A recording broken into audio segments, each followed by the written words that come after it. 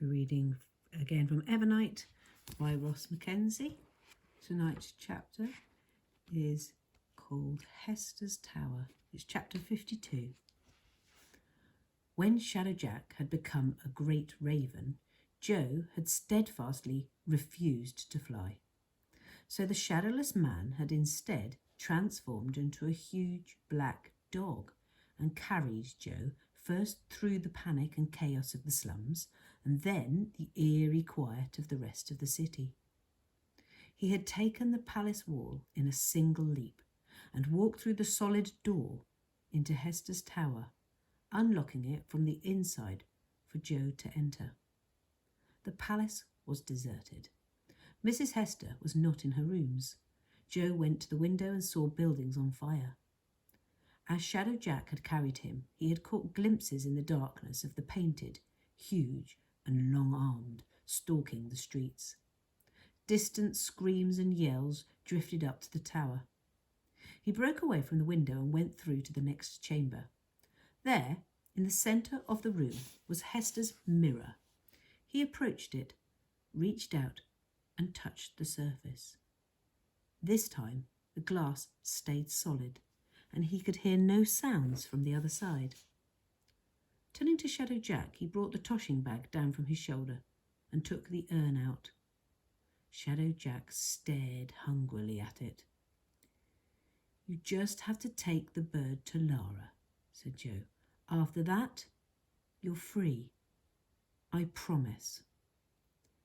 Mrs. Hester moved quickly through the deserted palace towards her tower. She had seen the king off safely, and despite his insistence that she go with him to the south, she had wanted to stay in Kingshaven a little longer. She wished to see for herself if the painted were as terrible as the legends said, and she had hoped that Shadow Jack would have arrived with a doomsday spell by now. Something else had gone wrong. She could feel it. For the first time, she allowed true fear into her body, let herself really think about what might happen if she didn't secure the spell. She closed her eyes, breathed deep. No, she wasn't going to lose. Things would work out. It was just taking a little longer than she'd prefer. For now, it was the time to leave. When he had the spell, Shadow Jack would have to find her wherever she was. Up the stairs of the tower she went, ready to collect her belongings, to leave the palace and the city, up to the highest door. She reached for the handle, opened the door, and Joe stared disbelievingly as the urn floated out of his hands. He turned to look at Shadow Jack, but Shadow Jack was not looking back at him.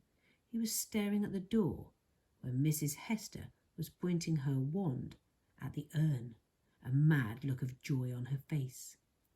Slowly the urn floated into her waiting hands. She turned her head to Shadow Jack, and Joe saw the man's shoulders slump. Shadow Jack dropped to one knee in front of her. "No," said Joe. "He was going to be free."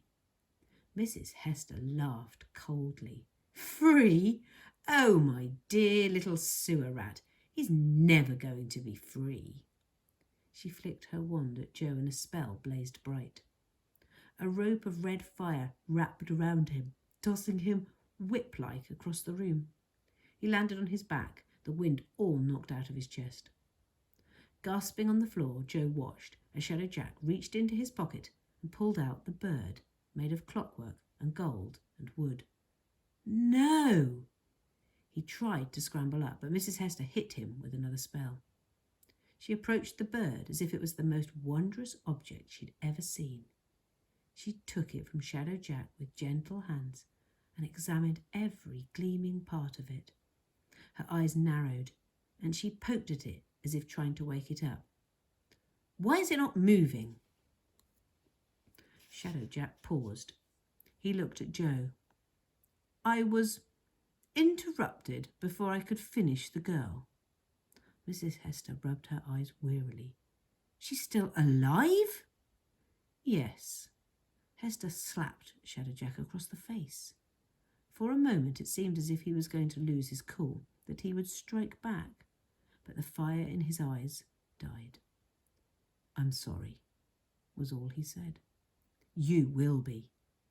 Hester made to slap him again, but she stopped when she saw the look on his face. "What is it?"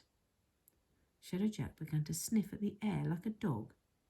He had caught a scent, and his nose led him past Joe to the window. He turned back and said with a puzzled frown, "She's here." "What?" "The girl. She's back in the city."